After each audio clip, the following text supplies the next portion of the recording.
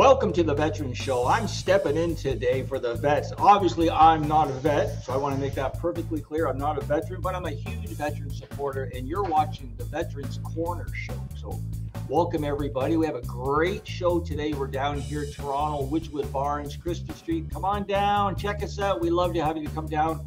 I'm going to announce some big updates we're coming, so just take a second here. Let me just see. I want to give a big shout out to Dan Lozon. Now, Dan was our host for the Veterans Corner. Unfortunately, he had to pull back a little bit, but we're in constant contact with Dan. We want to give our shout out to Dan. I hope you're doing well, Dan, you and your wife, and Legion 60, great Legion 60 out there in Burlington. So today, let me set up the show. So today, we are going to be introducing our new host, Steve Koppang. Now, Steve is also taking our course, our employment programs in media for veterans. So we're super excited. As you can see, the transition is starting. It's all good. So we're going to bring Steve on after the break, along with our 50-50 veteran charity winner, Richard Delve. Now, Richard's also a veteran, so we're really excited that the prize went to a veteran. He's going to tell you how much he won. So it's going to be all Veteran Day, lots of comments. Check us out tomorrow as we're debuting a new show tomorrow, an upgraded show, actually. So our sports show, Press Box, is going to have two new hosts. Former NHLer Doug Smith, what a guy he is. Wow, he's got a story and a half. And Dr. Lori Davis, what a powerhouse lady. She's out from the West now. I think it's Alberta. So they're teaming up. It's going to be sports and health, recovery, trauma, talking about all the ins and outs about how you recover from an injury, along with sports updates. So it's going to be a great, they're going to be debuting tomorrow on Press Box. So it's going to be live on Facebook again. Right now we're live on Facebook, and I can actually see our Facebook page is blowing up. So that's really good. I want to give a big thanks out to Your Home TV and GSS, Dave Stevens and Troy. They were down at the Super Bowl Media Row for the week. I think my best interview that I'm watching was Mr. Wayne Newton. Wow, I'm a big Wayne Newton fan. What a legend, what a Las Vegas legend. So we are down there interviewing everybody and anybody. I don't think we got Swifty, but I know we got Patrick Mahomes. We interviewed Patrick Mahomes. Check it out on our Facebook page. Again, we're going to be sharing some big news regarding the Invictus game. Stay tuned. I want to give a big shout out to my guys at AMG and Sony. We got some big news coming up. This is going to be really exciting. So stay tuned. When we come back, we're going to come back with a new Veterans Corner host, Steve Koppang, and our guest and our winner, Richard Delve, also a veteran. Stay tuned. We'll be right back with Veterans.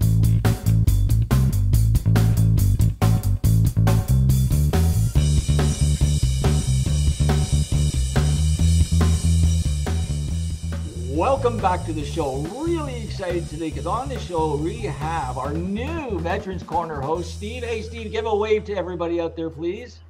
Hey, how are you, everybody? And then we have our special guest, our winner on the show today. We have Richard Delve. Richard, thanks for being on the show today. Very excited to have you on. Congratulations. Thanks for having me. This is great. So why don't we're going to do a three-way now. Now, I know you guys are both veterans. So what I'm going to talk a little bit, and I'm going to hand it off to you. So before we get to Richard and his big win, he's going to tell us how much he won. Stay tuned. Steve, tell our audience viewers a little bit about yourself, a little bit about the program, and a little bit about the vision that you have for yourself for the future. Yeah, well, thanks, Jay, for having me, putting me in the spot here, on the spot. You're good, buddy. You're good. So, I've spent 25 years in the military. I was a medic. I finished up as a physician assistant, and I did my entire career in Petawawa, which is incredibly rare. In fact, almost unheard of. So yeah, I've been here in Petawawa, and I'm still in Petawawa. Well, you guys are in the big smoke there in Toronto, the center of Canada. I say that with tongue in cheek. I'm from Alberta, so I don't think you guys are the center of Canada. So don't let that get your head.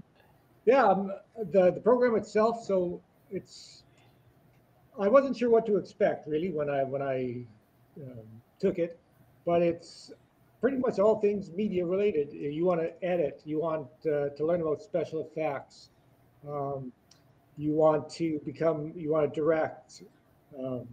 It's all there. So it's not a long course. It's not a difficult course. Except if you're someone like me, you should have some few computer skills, um, just to get yourself get yourself through. It's basically it's dead simple, and it'll give you skills to give you the opportunity to work in an area that of television or movie or film that you didn't realize there were careers in. Well, thanks for sharing that, Steve, because it's very important, coming from a veteran to a veteran to say, because, dipping your toe into something new, it's a little like, ooh, I don't know. So it's great that, we can sort of bridge the gap to other veterans through a veteran who's going to be the host of our show. So I really appreciate you taking the course and reaching out. I know you've already been reaching out, recruiting some new veterans for our new programs coming up. So I thank you. Why don't we shift course? And what I'm going to do afterwards, I'm going to probably remove myself and let two veterans talk. So, Richard, why don't you tell us thank you and welcome to the show again. And tell us, our viewers, a little bit about yourself and tell the viewers how much you won. My name's Richard Delve. I retired. I spent 20 years as a cook. Started out, obviously, Cornwallis, then went to Cooks or Try a Service. So I went to the West Coast, was on ships for 3 years. From there, posted to Germany with 1 RCHA. Did 2 tours overseas, the Persian Gulf War and 92 in Bosnia with the engineers.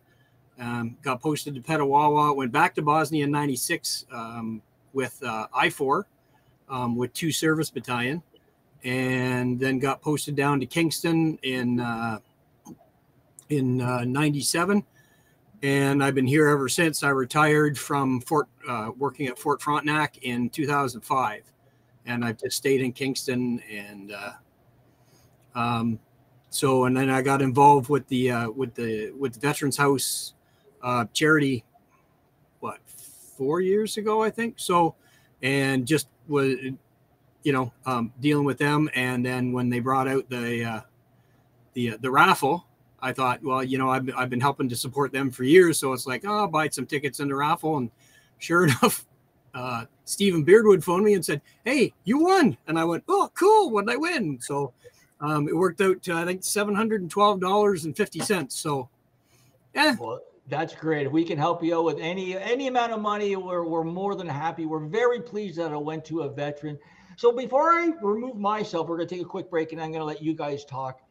Tell us, I want to get a little bit of feeling on how you guys are, because you guys are different than like me, right? You guys are veterans. So when you guys leave the service, tell me how you feel. How do you feel about coming back in the civilian? How do you feel with interacting with a civilian who doesn't know anything about what you guys have gone through? Steve, you go first.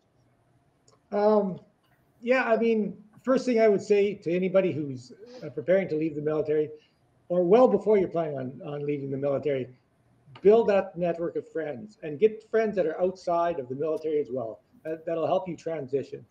I mean, yeah, we got a lot of good war stories. I'm sure me and Richard could sit around here over a couple of cold ones and, shoot the breeze for hours. But yeah, it is a different world. And I mean, and probably Richard, you could probably attest to this as well. We'll sit there and we'll start telling a story and there are civilian friends around and you'll start seeing that shocked look on their faces going, and then you realize, whoops, this is not a civilian type story. So there's little things like that. But really transition, as long as, in my case, I didn't want to go when I did, but medically I had to move on. So that was a bit of a transition and a bit of a hiccup to get over with. But if you built that network of friends, both military and civilian, yeah, they'll help you get through and have a plan. Thanks for sharing, Steve. And Richard, yourself? Yeah, much like Steve, I didn't want to leave at the time, but I was medically released due to the medical conditions that I have. But the biggest difference that I found between military and civilian is in the military, like you've got rank, you've got a structure, you know where everything is and how things work and the way to do things. You get out in the civilian world, everything's just like, it's all over the place. Like you're you could be going any which direction. There's no real hierarchy of anything, whereas that's what you're taught in the military. You know exactly where you place. In the civilian world, it's hard, especially nowadays. Like I see some of the stuff that's going on nowadays. Everybody thinks they're the most special little cupcake out there, and it's like, all right, yeah, that's not really the way it is, but okay. And that's the hardest thing. But yeah, Steve's correct. Is get a lot of friends that are outside the military to help you transition. Because when I left, it was just like, I don't miss a lot of the bad crap and everything else that was going on, but I miss the people the most. Yeah. And you need some good civilian friends, and I'm fortunate enough to have found a bunch. But I still keep, you're still in touch with your military buddies that and I mean, you can go 4 years without talking to the guy, but as soon as you call him up again after 4 years later, you carry on just like it was yesterday. That's we've all got those shared experiences. We know the way it works, and And just to build on that, Steve, tell me quickly what Veteran House Charity means to you, and then I'm going to get Richard to do the same. It's a place that veterans can go to and feel safe and secure and get information on different opportunities. Really, and you don't have to worry about timings. Like what I mean by that is civilians are not really great at showing up when they should show up. But it doesn't matter on this channel because everybody understands what the other one is going through or needs to be doing. So you just sort of move on and get it done. And Richard, yourself, what does the Veteran House Charity mean to you? It's just about helping other veterans that are out there that don't know, that might have some issues, getting employment, finding other people to talk to, and just basically help in general. I mean, in the military, you can talk to your buddies all the time, right? And whatnot. In the civilian world, it doesn't quite work that way. And with Veterans House Charity, you can get help. You can talk to people that know, one, where you're coming from and how to help, and just make things a whole lot easier for veterans. Well, I find it just to be I find it to be a fantastic platform, just supporting as many veterans and organizations as possible. So I think I think it's a great team. Like I think we're, like you were saying, when you have a team when you're in the armed forces, but when you leave, you're kind of on your own. So at the Disability Channel for the last few years, this is what we've been trying to do, is build a team of positivity, opportunities for our heroes, right? For you guys. So I really thank you guys for coming on, Richard. I'm going to remove myself. We're going to take a quick break.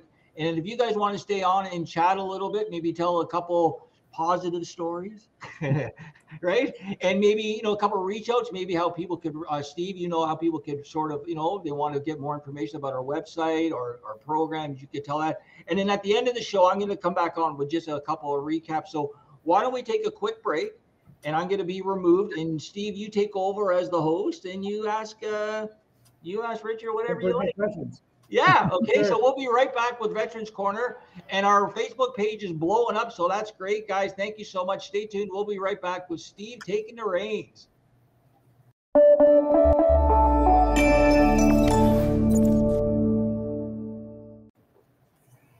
Well, yeehaw, Richard. Yeah. So you were a cook. First of all, what are you going to do with all this money you just won? This life-changing $712. Well, it's the biggest thing right now is my wife. She is working at RMC, and her union is on strike, so she's not making what she used to. So basically, this is going to help out her more than anything, because we've got car payment and stuff like that she hasn't been able to do because they're on week 5 of the strike now, right? So she's not making near what she was making while she was working. So this is a big help. It kind of fills in the gap that way. Yeah, and one trip to the grocery store will pretty much take care of that $700. Oh, yeah, no kidding. It's crazy. So you were a cook, right? Yep. So this question is very pertinent to you. you've decided to take that money and you're flying over the Andes somewhere, and your plane crashes, and you're like one of 3 survivors. Do you resort to cannibalism, or do you just say no? You being a cook, you thought it was gonna be easy, didn't you? Yeah, no, I don't think I could resort to cannibalism. Okay. So you have decided you just can't take it. What part do you eat first?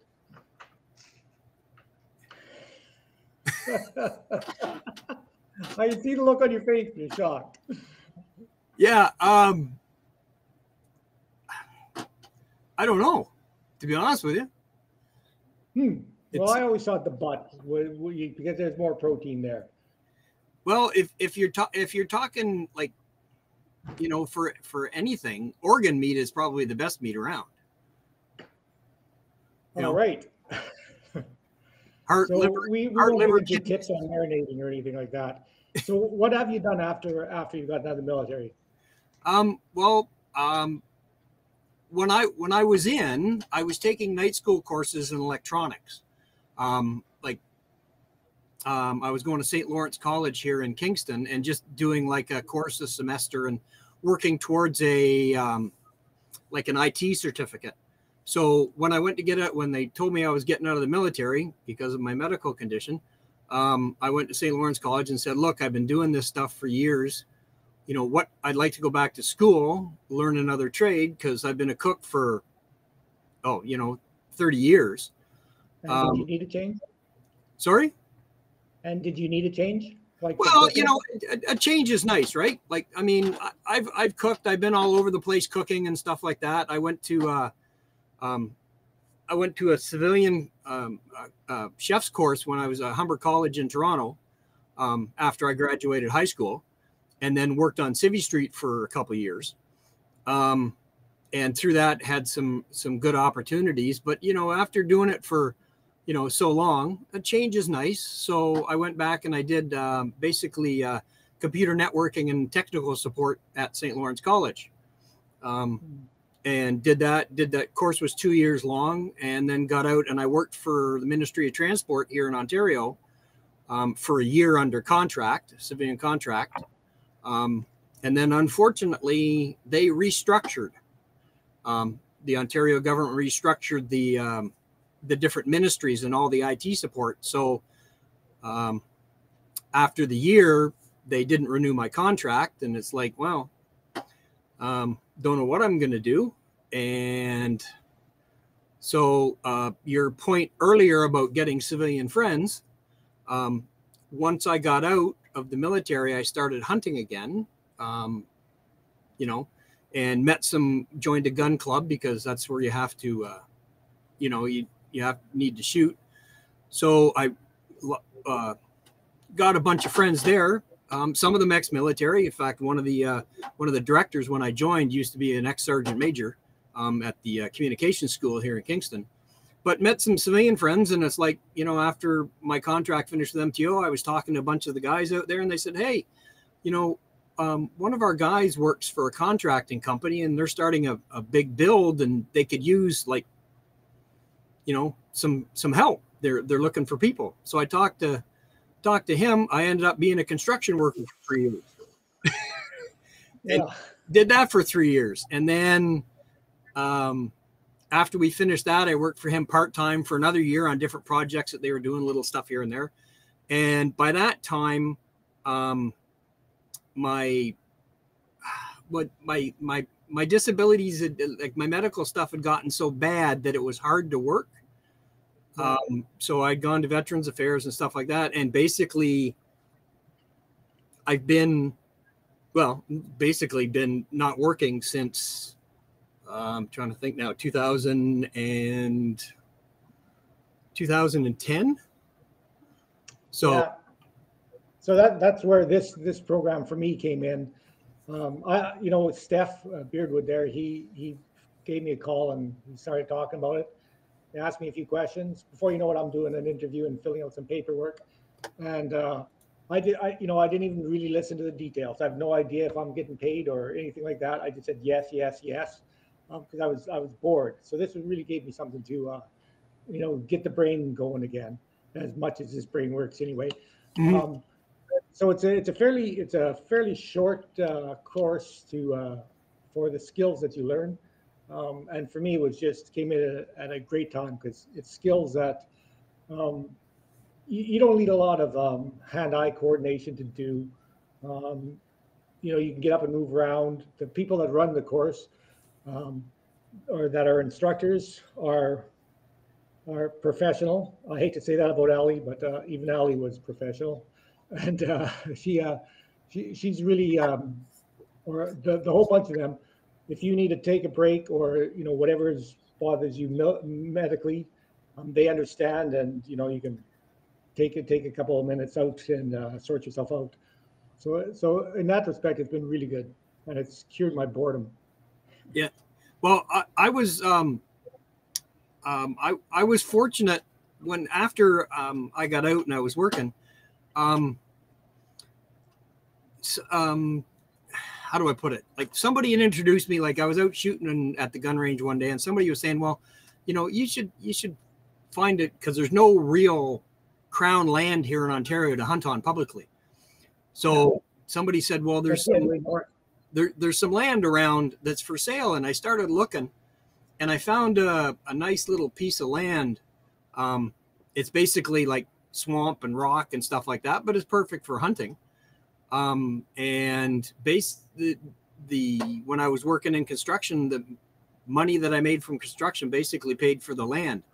So I have this little hunting property, like about 40 minutes north of Kingston. And I've been, I don't know, I'd call it work, but I go out there and I work like 3 or 4 days a week.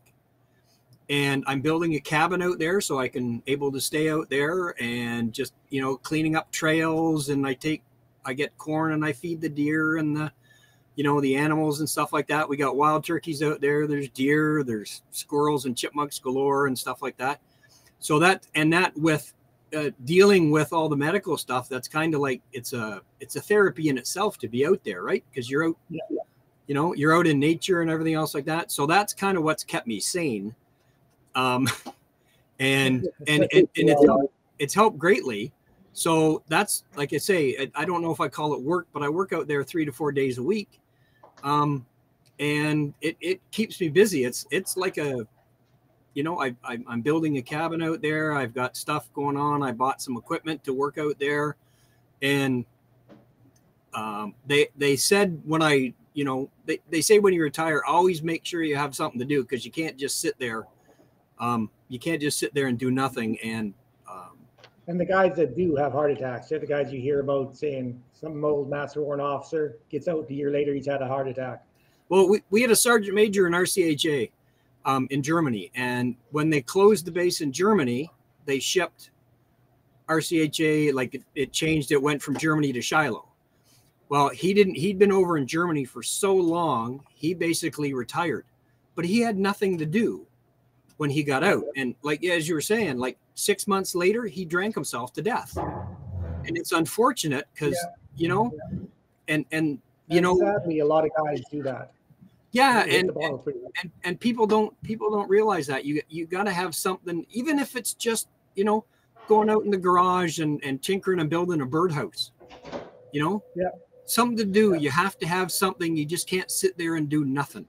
And like I say, I was fortunate with this hunting property. It gives me there's always something to do out there, whether it's cutting grass or clearing up a tree that's fallen down, making trails, whatnot, going out and feeding the deer. And it's just, like I say, you get out there in nature. I can sit there at lunchtime and just sit and watch the deer and the wild turkeys and everything else. And it's just so peaceful. And it's so nice. And it recharges my batteries and it keeps me sane.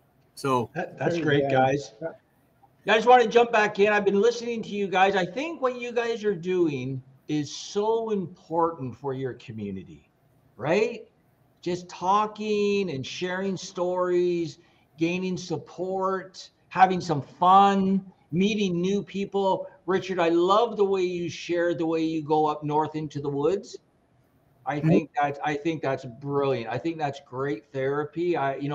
So the more veterans that learn about us, that are watching our show today, again, our Facebook page is blowing up, the better. So, Richard, I really thank you for coming on the show today. Congratulations. And if you want to be more of the family, we welcome you in. If you want to learn about our courses, if you want to, we can set you up. Steve can take you. Steve, wonderful job, by the way. I know it was your first show, so, a little nervous, but, you throw people into the water and just go swim. Like, swim. You got to do it. You got to do it.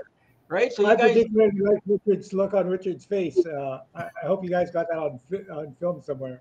Oh, yeah. No, this was great. So, Richard, please do stay in touch. Why don't we finish the interview, Lewis, and then I'm gonna wrap the show just by myself. So again, Richard, I really thank you for coming on. Steve, wonderful job. You got the reins, so you're taking over the next show. Thanks for having me. Okay, guys, so stay tuned. We'll be right back with a wrap.